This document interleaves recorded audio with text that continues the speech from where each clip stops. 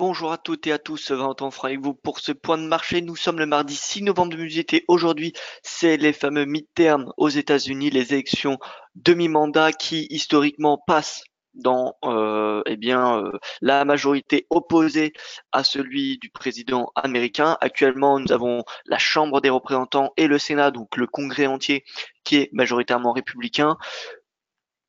Ce qui est prévu, les sondages. Il faut faire attention aux sondages, mais bon, les sondages indiquent que la Chambre des représentants passerait chez les démocrates. Toutefois, le Sénat resterait chez les majoritairement républicains. Donc, on va voir un petit peu ensemble ce qu'il faut savoir de ces mi-termes, quel est l'impact finalement sur les marchés à s'attendre. Et voilà. Et sinon, ce matin, nous aurons quelques chiffres européens, des PMI en France, des PMI finaux. Hein, donc, ça va pas être source de volatilité. Bon, on a eu les flashs il y a 1 à 2 semaines. Cette fois-ci, c'est les indices PMI définitifs pour le mois d'octobre. Sans plus attendre, on va prendre connaissance de l'avertissement gaz sur risque. Alors, le trading avec effet de levier amplifié, toujours les gains et les pertes. Un compte risque limité prend un risque de perte du capital investi. Investissement sur compte prend un risque de perte en capital. IG, fonds d'investissement un service d'exécution d'ordre. Cette présentation est à titre indicatif et ne saurait être considérée comme un conseil ou une recommandation. Alors bonjour à vous Philippe, j'espère que vous allez bien. Frédéric, Denis, que je salue également. Rapide briefing de l'actualité, même si on n'a pas grand chose de nouveau. Au niveau de la guerre commerciale, on a Donald Trump qui s'est dit prêt à un accord commercial juste, équitable avec la Chine. Au niveau de l'Iran, donc nous avons la Chine, l'Inde, la Corée du Sud, la Turquie, la Grèce, l'Italie, le Japon et Taïwan qui pourront continuer à importer du pétrole brut iranien, soit à peu près 75 à 80% des exportations actuelles, ce qui est presque toutes les exportations finalement. Et nous avons le système SWIFT qui a suspendu son accès à plusieurs banques iraniennes, donc suspension du système financier mondial, isolement plutôt sur le plan financier de l'Iran. L'Iran qui peut encore exporter son pétrole, mais voilà, c'est comment dire, ces exceptions de pays, ces 8 pays, eh bien, ces exceptions ne dureront qu'un temps puisque à terme, il devrait y avoir tous les pays qui devraient arrêter d'importer du pétrole. Au niveau de la macro américaine, nous avons l'indice ISM Service PMI qui est ressorti meilleur qu'attendu à 60,3 aux États-Unis hier. Au niveau de l'Allemagne, ce matin, nous avons les commandes d'industrie qui surprennent à la hausse grâce à une augmentation de la demande intérieure ainsi que celle en provenance des autres pays de la zone euro. Enfin, au niveau de la RBA, on a comme prévu un maintien des taux et de la politique monétaire inchangée, mais la RBA a revu à la hausse ses prévisions de croissance de 2018 et 2019 à 3,5% grâce à une conjoncture économique favorable et la hausse des investissements non miniers. Voilà au niveau de l'actualité, on va voir ce qui s'est passé hier et ce matin. Alors excusez-moi, c'est pas vendredi soir, c'est hier soir. Le DXY en très légère hausse, le Dow Jones, le S&P qui progresse, les techs qui ont reculé, Nasdaq 100 moins 0,40, le Russell 2000 qui a baissé de 0,03%. Ce matin, nous avons un marché action qui est toujours dans un ordre mitigé. Alors certes, c'est pas dans le rouge comme hier matin, mais voilà, on a le Nikkei qui est dans le vert, mais on a Shanghai qui est dans le rouge. Donc on n'a pas vraiment de direction très claire au niveau des marchés. Les marchés qu'attendent, je rappelle les mi-termes, nous aurons les résultats des élections de mi-mandat, des élections de mi-mandat qui auront lieu alors vers 7 heures heure française demain, 7 heures demain matin. Maintenant, il y aura des premières tendances qui seront comment dire annoncées dès dès 5-6 heures du matin, puisque la Californie, les bureaux de vote en Californie ferment à 4 heures GMT, ce qui veut dire 5 heures heure française. Donc vers 6 heures, puisque la Californie, c'est quand même, il y a quand même énormément de monde en Californie. Hein. Je vous rappelle, la Californie, c'est le deuxième État en termes de population des États-Unis après New York. Donc voilà, Californie. Les bureaux de vote ferment à 4 heures GMT, donc 5 heures du matin, heure française. Donc, on aura des résultats, on va dire presque définitifs à 6 heures. Ensuite, nous avons l'Alaska. Voilà, l'Alaska, c'est pas l'Alaska qui va changer la tendance. L'Alaska, les bureaux de vote terminent à 6 heures GMT, donc 7 heures heure française. Donc, vous voyez, il faudra attendre vers 8-9 heures pour avoir les résultats définitifs. Au niveau de l'or, le dollar qui progresse ce matin grâce à la baisse du dollar, le yen qui est en baisse également, le rendement du 10 ans américain qui est en très légère hausse à 3,20%. Et au niveau du calendrier économique, donc vous voyez mi-terme aujourd'hui, et vous voyez qu'il n'y a plus grand-chose de prévu. Commande aux usines allemandes, c'est déjà ressorti. Les permis de construire à 14h30, l'indice de confiance au Mexique, et à 22h45, des chiffres sur l'emploi en Nouvelle-Zélande. Donc voilà, journée très calme, on va dire, sur le marché. Encore une fois, de transition comme un peu hier. Hier, on n'a pas eu grand-chose, mis à part du mouvement sur le GBP grâce à des informations positives sur sur l'avancée des négociations. Voilà, il n'y a toujours pas de choses concrètes, mais on a quelques informations positives, comme quoi le Royaume-Uni et l'Irlande s'entendraient sur un compromis du backstop. Voilà, il n'y a pas trop de détails, mais globalement, il y a quelque chose de plutôt optimiste. Donc le GBP surperforme, mais rien de très concret pour le moment. Alors on va commencer par les marchés actions. S&P, S&P séance, vous voyez dans le vert, le rebond à 2709, vous voyez qu'on a rebondi dessus à plusieurs reprises, vendredi, hier, et donc voilà, 2709 c'est vraiment le support à très court terme. En dessous, c'est perspective baissière, et bien jusqu'au récent plus bas à 2600, et tant qu'on est au-dessus, j'ai envie de dire la perspective va être haussière jusqu'à 2821 points. Pareil pour le Nasdaq. Nasdaq, tout retour à 6889, ça devrait être un niveau de support. Vous pouvez voir que hier, le support, c'était 6850. Donc, vous voyez qu'on est à peu près à 6889. Donc, au-dessus de 6850, 6889, concrètement, le biais, il est haussier jusqu'à 7513. En dessous, faut s'attendre à davantage de baisse jusqu'à 6572 points. Au niveau du Dow Jones, même topo, c'est-à-dire que bon, le Dow Jones, vous voyez qu'il se performe assez bien à court terme, je dis bien. Alors,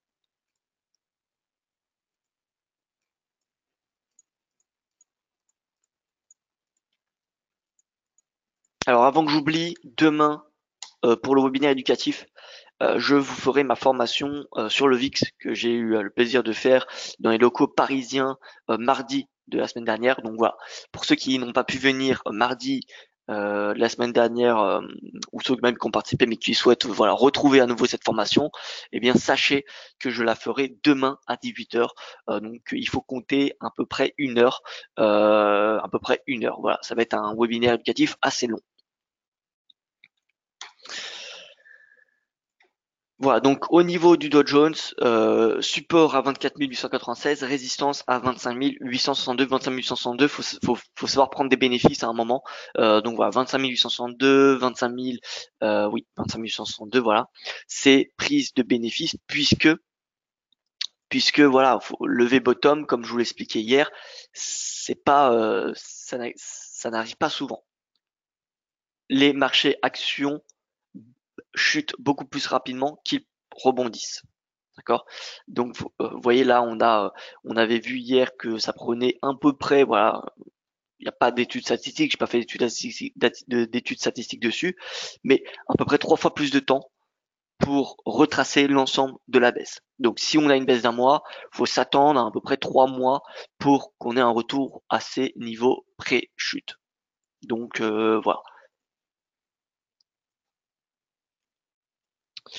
Voilà, donc lever bottom, c'est pas très, ça n'arrive pas très souvent sur le marché action.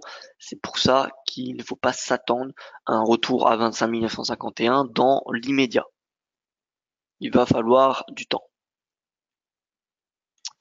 Alors au niveau des élections mi-terme, est-ce qu'il y a un impact sur les marchés? Je dirais que non. En tout cas, il n'y a pas vraiment de direction vraiment privilégiée. Ça va être, je pense pas que ça va être source de volatilité extrêmement importante. Vous voyez, il va y avoir du mouvement, mais ça va pas non plus être quelque chose de très très volatile. Par contre, au niveau du forex, là, ça va l'être beaucoup plus. Pourquoi? Eh bien parce que rappelez-vous, Donald Trump, il a été élu sur des propositions de relance et de reflation, c'est-à-dire baisse surtout des impôts, hausse du déficit pour stimuler la croissance. Qu'est-ce que n'a pas fait Trump et qu'est-ce que souhaite encore faire Trump? C'est baisser une nouvelle fois les impôts. Et il y a toujours ce projet d'investissement de 1000 milliards de dollars dans les infrastructures publiques qui, eh bien, n'a pas été mis en place, qui n'a pas été vraiment voté. Donc, il y a encore ces deux projets énormes qui pourraient provoquer de l'inflation aux États-Unis. Et si on a un Congrès qui reste républicain, il y aura beaucoup plus de chances que ces deux propositions soient approuvées et que donc on ait de la reflation, enfin qu'on aurait une accélération de l'inflation et donc une hausse du dollar. À l'inverse, si on a deux chambres, donc la Chambre des représentants et le Sénat, qui eh bien sont comment dire, eh bien il y a la Chambre des représentants qui est démocrate et on a le Sénat qui reste républicain. Dans ce cas-là, je pense que sur le dollar, on devrait avoir un impact très légèrement négatif. Par contre, là où il y a un risque, c'est si le Sénat et la Chambre des représentants passent démocrates. Là, dans ce cas-là, il y aura Donald Trump aura énormément de chances, énormément de difficultés, pardon, pour continuer à faire passer ses projets de loi. Et donc, le DXY a des fortes chances, a des chances, pardon, plutôt, de baisser. En tout cas, le sens baissier sera à privilégier. Voilà, donc pour les marchés européens, donc hier c'était une journée vraiment, il s'est rien passé. Aujourd'hui, ça devrait être ça devrait être la même chose. Vous voyez, on est resté contenu hier dans des R1 et dans des S1. Regardez, ça n'a pas bougé. Ça n'a pas bougé de la journée hier. Donc voilà. Là, va falloir s'attendre qu'on reste dans le S2 et le R2. Un retour au S2, c'est une opportunité d'achat. Le R2, une opportunité de vente. Voilà. Regardez hier, si on se met les pivots et qu'on affiche les périodes précédentes, on est resté entre le S1, qui est ici, et le R1. Donc vous voyez, on n'est même pas venu tester le S1. Donc là, je pense qu'on va venir tester le S1 parce que forcément, puisque ça prend les données de la veille, on peut voir que les points pivots sont extrêmement serrés. Donc il suffit de peu pour qu'on aille chercher un R2 ou un S2. Voilà, mais clairement, puisqu'il n'y a aucun catalyseur avant la fin de la séance européenne, va pas falloir s'attendre, va pas falloir attendre le retour au S3 ou au R3 pour prendre des bénéfices. Vous voyez, donc si vous passez, imaginons, à la vente maintenant, prenez des bénéfices vers le S1, voire le S2. Mais le S3 va, à mon avis, ne pas être atteint aujourd'hui, puisqu'il n'y a pas de source de volatilité. Donc voilà, journée neutre. En tout cas, d'un point de vue swing, si on a un retour à 5056, ça sera, comme vous le savez, une opportunité pour se positionner à l'achat et viser cette fameuse résistance à 5200 points qui est une résistance majeure pour le CAC 40.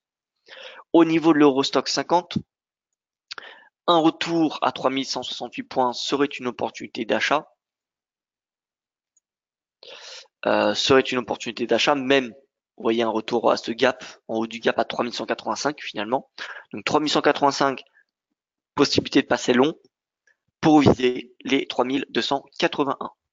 Et enfin, pour ce qui est du DAX, le DAX, l'équivalent, ce support équivalent, c'est les 11 400 points. Si on a un retour à 11 400, ce sera une opportunité pour passer à l'achat et viser les 11 728 puis les 11 851. Vous voyez qu'en horaire, en horaire, on a des gaps haussiers, ça c'est bon signe. C'est bon signe pour la tendance actuelle. C'est bon signe pour la tendance actuelle, pardon. Et voilà, tout simplement. Donc pas de volatilité attendue aujourd'hui. Donc ça devrait rester vraiment en range. Au niveau du forex, donc pour le DXY, qu'est-ce que nous avons? Alors en 4 heures, vous voyez qu'on est toujours dans un canal haussier sur ce DXY. Vous voyez, rebond du 25 septembre, rebond du 16 octobre. Vous voyez, on est dans une tendance haussière. Pour le moment, on n'a pas de quoi remettre en cause cette tendance haussière. Techniquement, je dis bien. Techniquement, vous voyez qu'on est au-dessus des indicateurs de tendance, que ce soit à court, moyen ou long terme, que ce soit en journalier ou en 4 heures. Donc voilà.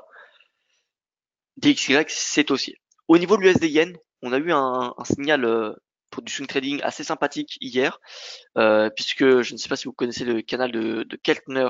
C'était comme un, j'aurai le plaisir de te faire un webinaire éducatif dessus prochainement, que j'ai déjà préparé un support, donc il suffit simplement que je vous le présente.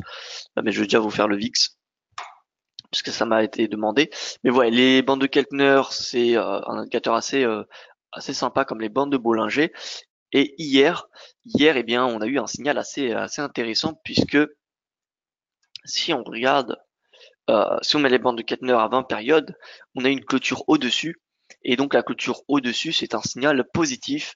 Et du coup, pour ceux qui sont déjà à l'achat sur le USD je pense que c'est possible qu'on ait cherché les 114 et quelques. Voilà. En tout cas, les bandes de Keltner ont donné un signal positif sur le 20 périodes et sur le 10 périodes.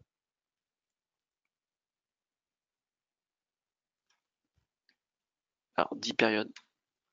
10 périodes, on n'a pas encore le signal. Vous voyez qu'on n'a pas encore le signal sur le 10 périodes.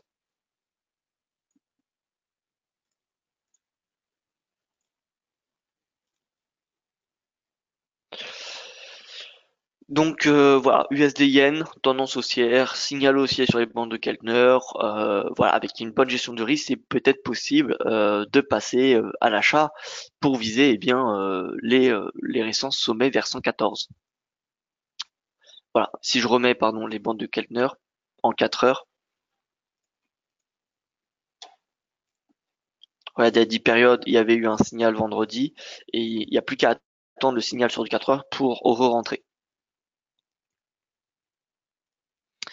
Voilà, donc USD Yen, signal positif. Le Yen qui a du mal à progresser ces derniers temps. Si on regarde le Yen ici, il est baissier, enfin il sous-performe, ce qui était le cas également hier. Et si on regarde l'index, ça fait maintenant, oui, une semaine globalement qui est en baisse. Ça fait une semaine que le Yen est en baisse. Les indicateurs de momentum sont en baisse également. RSI sous 50, stochastique à 5. Donc vous voyez que c'est clairement baissier pour le Yen. Et en 4 heures, on a des indicateurs qui confirment, c'est-à-dire qui sont baissiers. Alors certes, on a des croisements, on est proche d'une d'une zone de survente, mais c'est en aucun cas un signal bullish. Quand on est dans une zone de survente, pour un indicateur de momentum, c'est un indicateur qui est bearish. Souvent, on reste pas longtemps dans des zones de survente, donc c'est un signal alertant sur une potentielle fin de tendance, mais c'est en aucun cas un signal haussier. On peut très bien avoir ensuite un cours qui consolide, un momentum qui rebondit et ensuite une nouvelle baisse. Donc c'est pas parce qu'on est dans une zone de survente qu'il faut obligatoirement payer, jouer un rebond. Donc pour le moment le yen c'est clairement baissier et avec le franc comme je l'ai dit hier, euh, voilà c'est deux devises qui pour le moment sont à shorter. Regardez en daily, regardez en 4 heures, cette baisse du franc suisse a eu lieu lorsque la BNS a revu à la baisse ses prévisions d'inflation. Hop, prévision d'inflation revue à la baisse, le franc qui est en baisse. Le franc qui est en baisse, malgré un spread BTP Bund qui est assez élevé. Donc oui, si on a un nouveau regain de tension entre Bruxelles et Rome, il y aura un spread BTP Bund qui va s'écarter et le franc suisse va être soutenu. Maintenant, est-ce qu'on va avoir un rebond majeur du franc? Ça, c'est la question qui se pose. Donc le franc, pour le moment, c'est à shorter. Et face au dollar USD, l'USD Yen et l'USD CHF sont deux paires qui me semblent intéressantes, comment dire, eh bien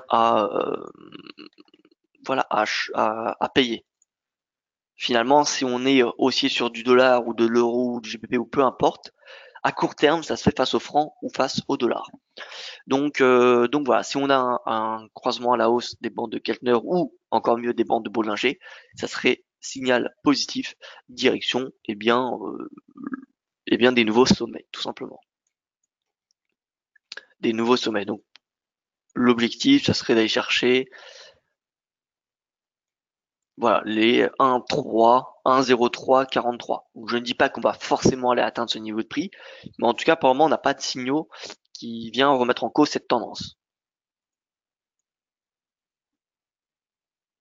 Votre avis sur le franc à long terme? Alors le franc à long terme, c'est neutre, neutre voire négatif.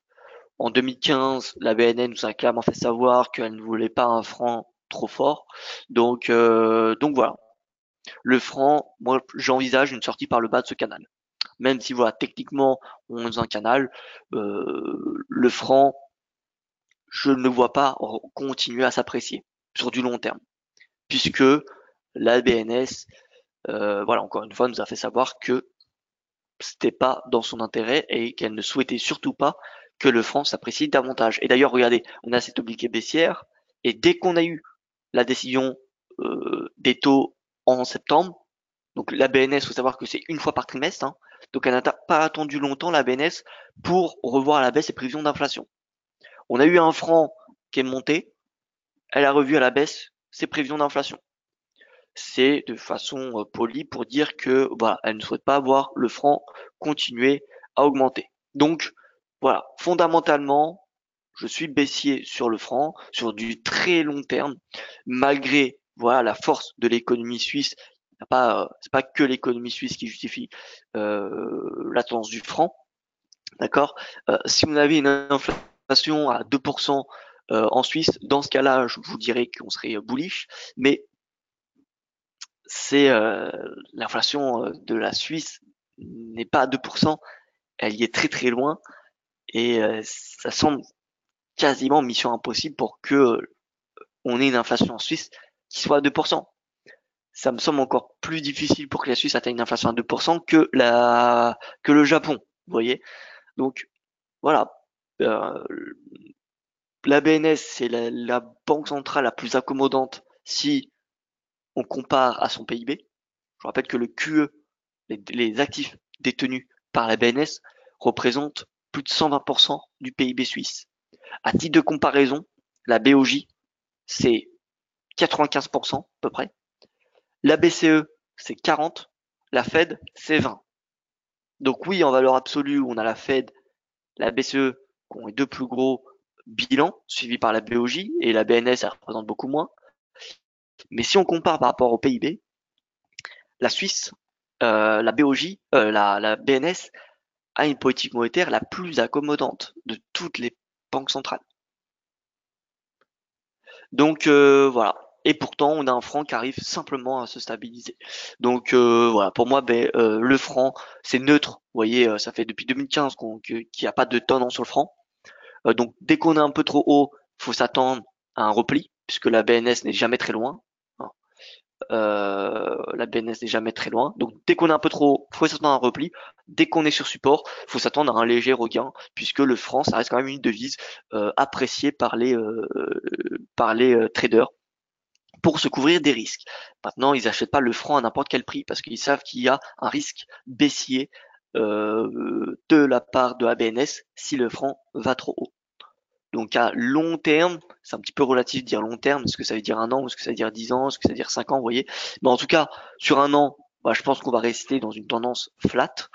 Sur 5 ans, je m'attends plutôt à une tendance flat également. Vous voyez, donc je suis clairement neutre sur le franc suisse.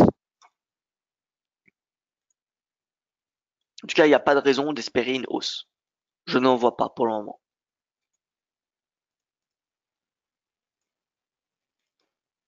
Au niveau de l'euro-dollar qui arrive à se maintenir au-dessus de ses plus bas de la semaine, de 52 semaines, donc d'un an. L'avalement haussier, je vous rappelle qu'en 4 heures, on est dans un canal baissier. On reteste ce canal. Bon, sous le canal, on a toujours une perspective qui est globalement baissière, hein. Maintenant, si on passe par le haut, si on sort par le haut du canal, ce serait également une sortie par le haut du nuage. Et dans ce cas-là, il faudra s'attendre à un retour à 1,15.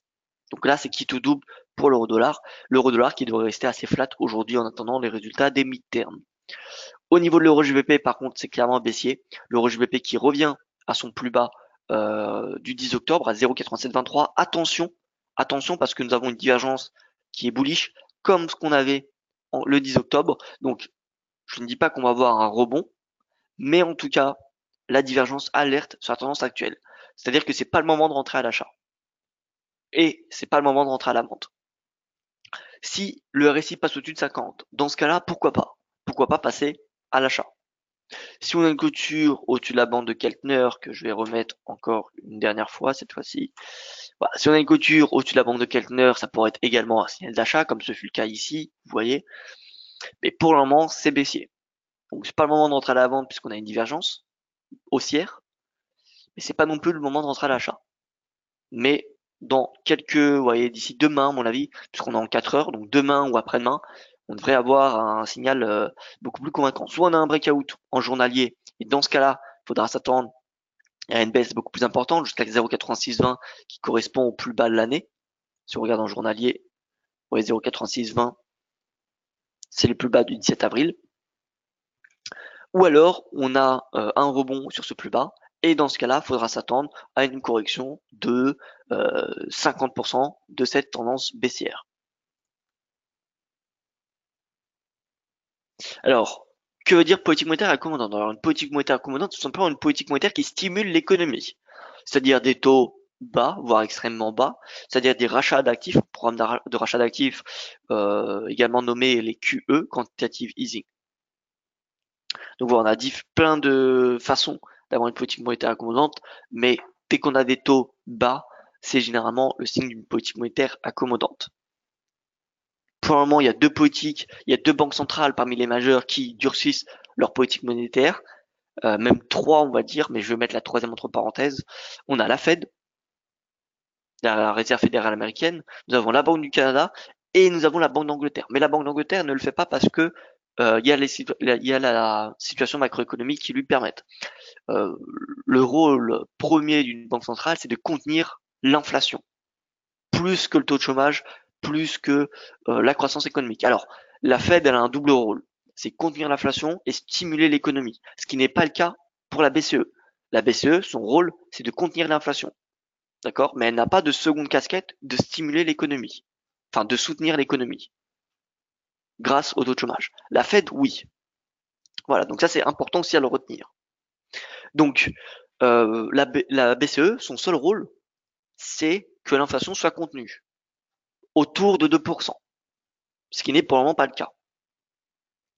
Donc, si l'inflation est pendant plusieurs mois, plusieurs années au-dessus de 2%, la Banque centrale européenne relève ses taux pour ralentir l'inflation.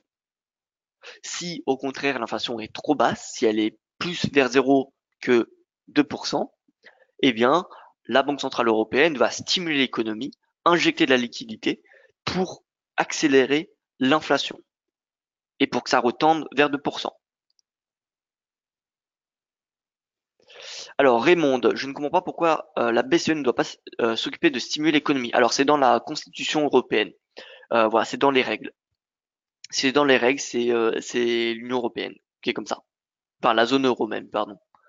Puisque l'Union européenne, c'est la zone euro. C'est comme ça, c'est les traités. La BCE est là pour contenir seulement l'inflation. Vers quelle heure tomberont les résultats américains? Alors, comme je l'ai dit, les résultats américains tomberont demain. On aura des premières tendances vers 4 heures du matin et on aura des résultats définitifs vers 9 heures, 10 heures. Heure française, bien évidemment. Donc, c'est chaque pays, voilà, chaque pays est responsable de la situation économique. La BCE est simplement là pour contenir l'inflation proche de 2%. Au-dessus de 2%, elle relève ses taux. Donc l'argent circule moins rapidement. Si l'argent circule moins rapidement, on a moins d'inflation. Et si on a une inflation trop basse, la BCE injecte la liquidité pour que l'argent soit échangé beaucoup plus rapidement. Et plus elle est échangée rapidement, plus on a une accélération de l'inflation. Voilà, donc bon, l'euro GBP, pour revenir à cette paire, c'est baissier. Regardez sur du horaire, sur du journalier, pardon, c'est baissier depuis le 28 août. On a des sommets et des creux de plus en plus bas. Donc là, on est sur support. Donc, soit on a un breakout journalier en dessous des 0,8723, auquel cas, ce sera un signal baissier jusqu'à 0,8620. Sinon, on a un rebond sur 0,8723. On a des signaux haussiers sur du 4 heures, avec par exemple une clôture au-dessus sur la bande de Keltner, comme ce fut le cas vendredi 12 octobre. On a un RSI qui dépasse 50 dans le même temps. Regardez ce chandelier. On avait clôture au-dessus de la bande de Bollinger, de la bande de Keltner, et le RSI qui clôture au-dessus de 50. Donc là, on avait trois signaux bullish. Donc si on a par exemple la même chose, il faudra payer le RGB et viser un retour, eh bien un retracement de 50% de cette tendance baissière. Voilà, donc au niveau des stratégies, comme je dis, yen, franc, ces deux devises qui sont clairement baissières, donc euro-yen, voilà, euro-yen, ça rebondit, ça rebondit. Vous voyez qu'on rebondit sur 78-60% de retracement. Et donc là, on peut s'attendre à une correction, vous voyez, 50, 129, 87, puis 130. On va très probablement chercher 130 sur l'euro-yen. L'euro-franc à 1,1461, on va aller chercher les 1,15. On va aller chercher les 1,15.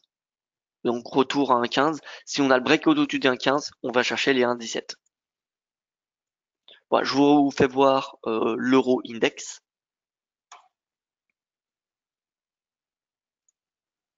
L'euro index, il est baissier. Il est en train de sortir par le bas de ce canal.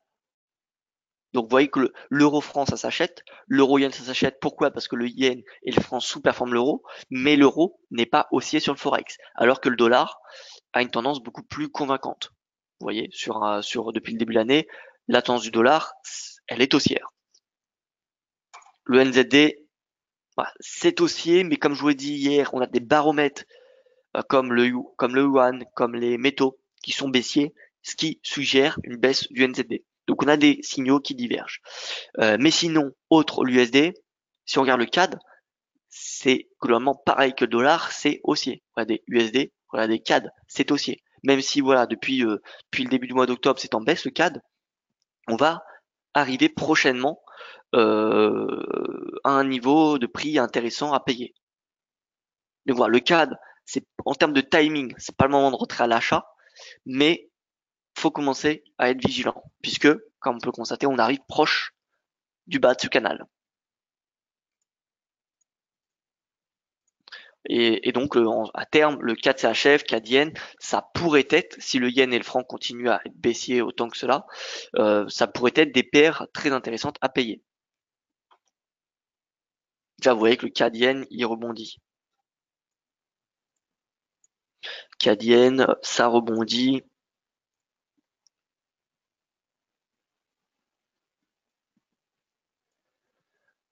Donc ça rebondit. Pas grand chose à dire, hein. 4 CHF. 4 CHF, pareil. Vous voyez, on a un rebond, on a même un triangle qui est ascendant. Et bon, bah là, l'objectif, c'est qu'on a cherché 0,78. Donc j'ai envie de dire qu'à court terme, honnêtement, l'USD-Yen, l'USD-CHF me semblent être les deux paires les plus prometteuses. Voilà, les deux paires majeures, pardon, les plus prometteuses. USD-Yen, USD-CHF à l'achat, bien évidemment.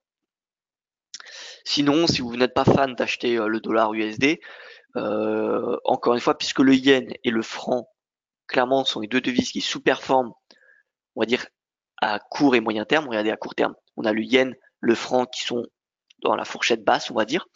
Et sur, disons, sur un mois glissant, franc, le yen qui est quand même pas mal haussier, mais franc, vous voyez qu'il est clairement baissier. Donc là, on est sur un mois.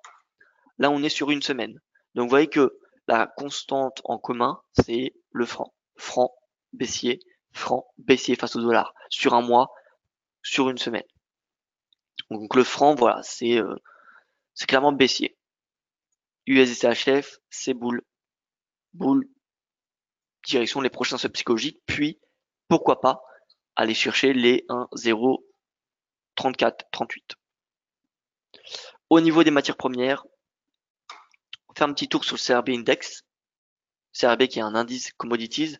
Regardez l'indice commodities qui était revenu à ses sommets et qui est à nouveau en baisse. Respiration du CRB Index. Pas grand chose à dire hein, sur le CRB. Ça part qu'on est dans une tendance haussière sur du très long terme. Sur l'or, l'or qui profite d'un dollar qui est sous pression. Regardez le dollar. Le dollar, il ne fait plus rien depuis quelques jours. Vous voyez, ça fait depuis vendredi qu'on n'a aucun mouvement sur le dollar en amont des mi-termes. Donc l'or, c'est pareil. L'or, on est en haut du range, mais on n'a pas émis de breakout. on a un range qui est jusqu'à 1240.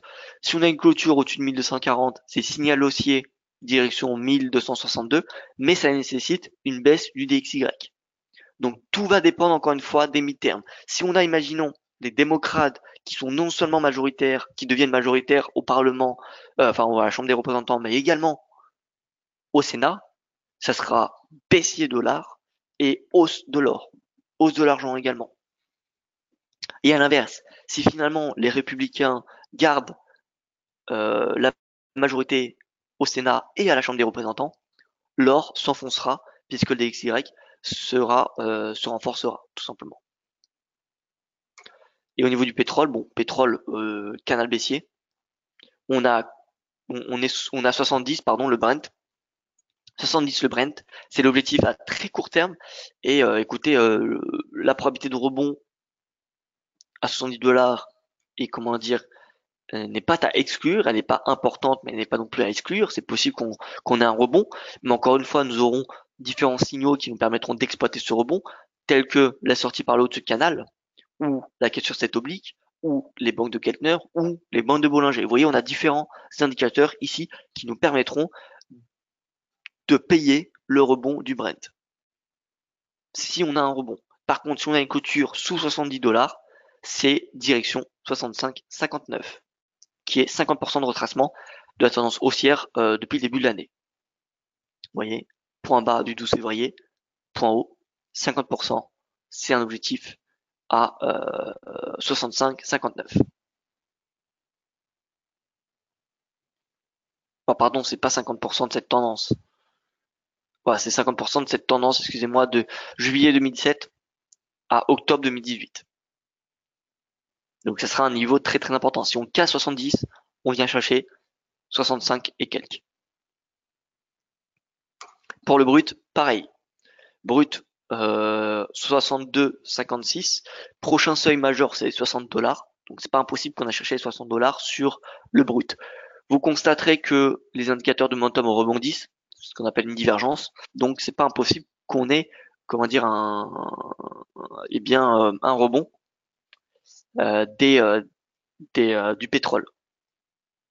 Donc si encore une fois on aura des indicateurs qui nous permettront d'exploiter ces rebonds, comme l'oblique, comme les bandes de Bollinger ou comme les bandes de Keltner, mais pour le moment ça ne sert à rien d'anticiper un rebond puisqu'on on peut encore baisser jusqu'à 60 dollars. Donc sur les cours de pétrole, perspective encore baissière.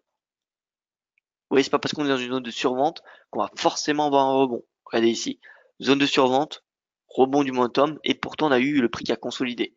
Pareil ici, rebond du momentum, prix qui consolide. Rebond du momentum, prix qui consolide. Donc vous voyez, c'est pas parce qu'on a un RSI en survente, on va forcément avoir un rebond du prix. On peut avoir un RSI qui rebondit, mais un prix qui reste stable. Et voilà donc pour ce point de marché. Écoutez, je n'ai plus rien à rajouter. Donc voilà. En clair, les indices, les marchés actions, ça va être les marchés financiers de manière générale, ça va être assez peu volatile aujourd'hui. C'est une journée de transition comme hier, en attendant les résultats des mid-term qui auront lieu demain matin assez tôt. Sur le forex, perspective haussière sur le dollar yen, dollar franc, parce que techniquement, voilà, c'est bullish. Et voilà, tout simplement. Merci pour votre attention, je vous souhaite une excellente journée et je vous dis à demain pour mon prochain point de marché.